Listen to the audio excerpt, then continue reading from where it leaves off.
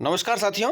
राजस्थान कर्मचारी चयन बोर्ड जयपुर ने आज एक प्रेस नोट के माध्यम से समान पात्रता परीक्षा यानी कि सेट सीनियर सेकेंडरी लेवल की जो एग्ज़ाम हुई थी उस परीक्षा के बारे में आज मास्टर पेपर जारी कर दिए गए हैं और साथ में ही आंसर की भी जारी कर दी गई है।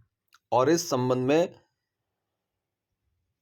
यदि किसी अभ्यर्थी को आपत्तियां हैं तो आपत्तियां भी मांगी गई हैं। तो इस वीडियो में हम जानेंगे कि आपत्तियां किस प्रकार दर्ज करें और साथ ही आपत्तियों के लिए कौन सी बुक्स इत्यादि ऑथेंटिक है या स्टैंडर्ड बुक है, इस पर चर्चा करेंगे। सबसे पहले हम जानते हैं कि ये प्रेस नोट है वो आज 31 मार्च को जारी हुआ है और इसमें यही बताया गया है कि जो 4 फरवरी, 5 फरवरी और 11 फरवरी को जो 6 चरणों में जो पेपर हुए थे उन सभी की जो उत्तर कुंजी है वो बोर्ड की वेबसाइट है rsmssb.rajasthan.gov.in पर जारी कर दी गई है। और यदि किसी परीक्षार्थी को प्रश्न पत्र से संबंधित किसी या किन्हीं प्रश्न अथवा इसके या इनके उत्तर के संबंध में कोई आपत्ति हो तो निर्धारित शुल्क निर्धारित किया गया है, वह दे करके दिनांक 2 अप्रैल से 4 अप्रैल तक 2, 3 और 4 3 दिन है तक अपनी जो ऑनलाइन आपत्ति है वो बोर्ड की वेबसाइट पर दर्ज करवानी है। यानी कि जो कर्मचारी चयन बोर्ड की वेबसाइट है उस वेबसाइट पर आपको ऑनलाइन आपत्ति दर्ज करवानी है। आपत्तियां सिर्फ ऑनलाइन ही दर्ज होगी। इसके लिए 2, 3 और 4 अप्रैल 3 दिन का आपके पास समय है। और परीक्षार्थियों को परीक्षा में अलग अलग सेट के प्रश्न पत्र उपलब्ध कराए गए हैं। अपलोड किए गए मास्टर प्रश्न पत्र में उनको उपलब्ध कराए गए प्रश्न पत्र के सभी प्रश्न अलग अलग क्रमांक पर सम्मिलित है। यानी कि आपको परीक्षा के दौरान जो प्रश्न पत्र उपलब्ध करवाए गए थे वो अलग अलग सेट के थे, लेकिन अभी जो आपत्तियां लगानी है वो आपको मास्टर प्रश्न पत्र के अकॉर्डिंग लगवानी है। यानी कि मास्टर प्रश्न पत्र के अंदर जिस क्रमांक का प्रश्न है उसी नंबर पे आपको आपत्ति लगानी है।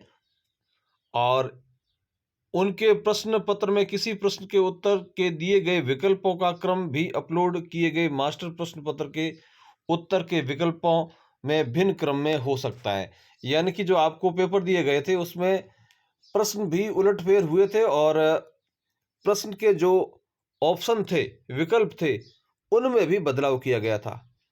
तो अब आपको उन प्रश्न पत्रों को छोड़ करके जो आपने हल किया था, अब आपको मास्टर प्रश्न पत्र के अकॉर्डिंग ही प्रश्न और उसका उत्तर है वो मानते, सही या गलत मानते हुए आपको जो प्रक्रिया आपको अपनानी है, आपत्ति लगानी है तो आप मास्टर प्रश्न पत्र के अकॉर्डिंग ही लगाएंगे।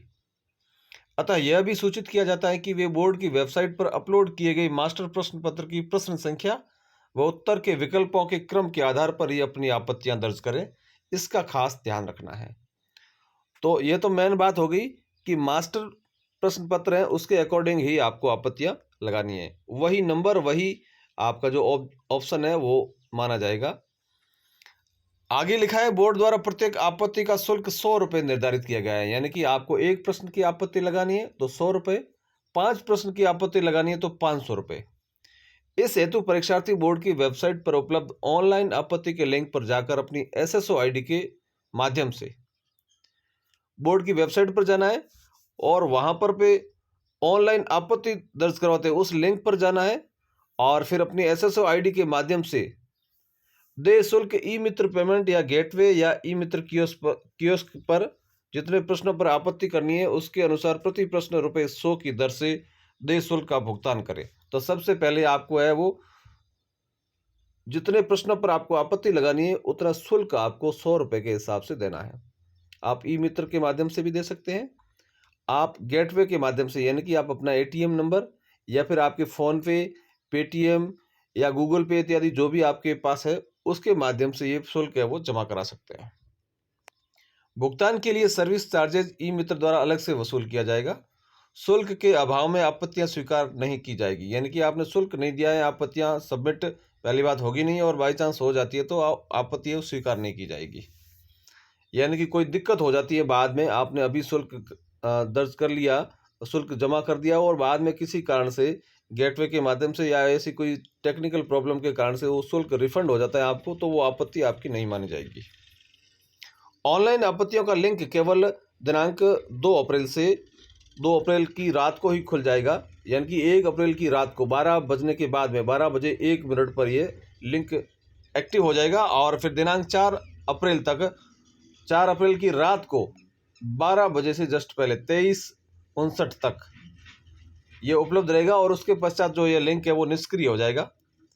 अन्य किसी माध्यम से अथवा निर्धारित तिथि के बाद भेजी गई आपत्तियां स्वीकार नहीं की जाएगी, यानी कि यह ऑनलाइन ही आपत्तियां दर्ज की जाएगी और इसके अलावा और कोई माध्यम नहीं है। और साथ ही यह आपत्तियों के लिए अंतिम समयावधि है, तो इस तिथि के बाद में कोई आपत्तियां स्वीकार भी नहीं की जाएगी।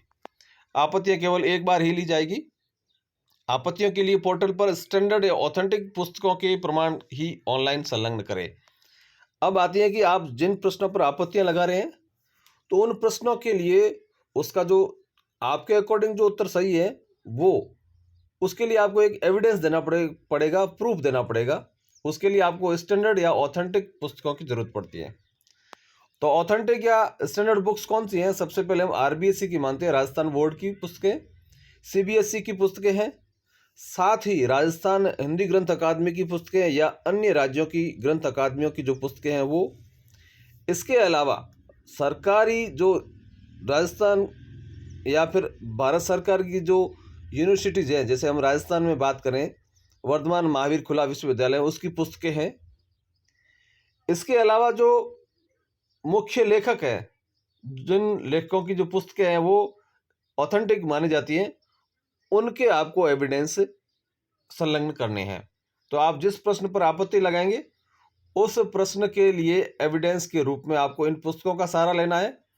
अब इसमें कौन कौन से पेज की आवश्यकता रहेगी? तो सबसे पहले है जिस बुक से आपको जिस प्रश्न पर आपत्ति लगानी है, तो उसका जो एविडेंस जिस बुक से है उस बुक का कवर पेज लगाना पड़ेगा। कवर पेज के अलावा आपको उस बुक का कौन सा एडिशन है, कौन उसका राइटर है और अभी जो उसका जो संस्करण है, एडिशन है, वो कौन सा है, उसका भी जो पेज होता है उसको भी आपको स्कैन करना पड़ेगा। साथ ही आपको प्रकाशक कौन है उसका भी पेज, जहाँ पर वो जिस पेज पे वो डिस्प्ले है उस पेज को स्कैन करना पड़ेगा। और इसके साथ ही आपको जिस पेज नंबर पर आपके द्वारा जो आपत्ति लगाई है उस प्रश्न का जो उत्तर जिस पेज पर है उस पेज का को स्कैन करके आपको लगाना है। यानी कि मेन पृष्ठ कवर पेज हो गया, फिर लेखक का और जो प्रकाशक का नाम है वो अंदर का जो फर्स्ट पेज है वो। इसके अलावा पेज नंबर 2 है, ये 2 पेज हो गए। और तीसरा है जो बुक का जो पेज नंबर 2 है जिसमें उसका एडिशन लिखा हुआ है वो पेज तीसरा। और चौथा है वो बुक के अंदर जिस पेज पर उस प्रश्न का जो उत्तर है वो सही माना गया है वो एविडेंस, चाहे 1 पेज हो या 2 पेज हो। ये 4 या 5 पेज जो होते हैं वो आपको प्रत्येक प्रश्न में अलग अलग प्रश्नों के अनुसार आपको लगाने पड़ेंगे। इसमें यह बात भी ध्यान रखनी है कि आपको ये जितने एविडेंस आप लगा रहे हैं, प्रत्येक एविडेंस पर आप अपना रोल नंबर, इसके अलावा आप प्रश्न का क्रमांक, ये आप अवश्य लिखें। इसके साथ ही यह भी बताया गया है कि ऐसे प्रमाण के प्रत्येक प्रश्न पर अपना रोल नंबर और संबंधित प्रश्न की क्रम संख्या लिखकर अपलोड करें। प्रत्येक पेज पर आपको लिखना है। संदर्भ में पुस्तक का नाम, लेखक या लेखकों के नाम, प्रकाशक का नाम, संस्करण का वर्ष और पृष्ठ संख्या भी लिखा जाना आवश्यक है। वांछित प्रमाण संलग्न नहीं होने की स्थिति में आपत्तियों पर विचार नहीं किया जाएगा। यानी कि आप आपत्ति लगा लेते हैं लेकिन आपका एविडेंस सही नहीं है या एविडेंस नहीं लगाया, तो फिर वो उस आपत्ति पर विचार नहीं किया जाएगा। परीक्षार्थी द्वारा आपत्ति शुल्क के पेटे से अधिक जमा कराई गई राशि का किसी भी स्थिति में रिफंड नहीं की होगा, अतः वे आवश्यकता अनुसार देय शुल्क ही जमा कराएं। मान लेते हैं आपने 5 प्रश्नों पर आपत्ति लगानी है, आपने 5 प्रश्नों के हिसाब से आपने 500 रुपये जमा करवा दिए, लेकिन बाद में किसी कारणवश या एविडेंस की कमी से आपने 4 प्रश्नों पर ही आपत्ति लगाई, तो अब आपका 100 रुपया वो एक्स्ट्रा है बोर्ड के पास चला गया। तो यदि आप इस तरह की गलती करते हैं तो वो पैसा आपको वापस नहीं मिलेगा। तो ये है संजय कुमार माथुर जी, जो सचिव है कर्मचारी चयन बोर्ड के, उन्होंने आज प्रेस नोट के माध्यम से ये सारी जानकारी दी है। अन्य यदि आपको कोई दुविधा हो, आपके मन में कोई प्रश्न हो, वो आप कमेंट बॉक्स में लिखें। यथाशीघ्र ही मैं आपको उसका जवाब देने का प्रयास करूंगा। धन्यवाद।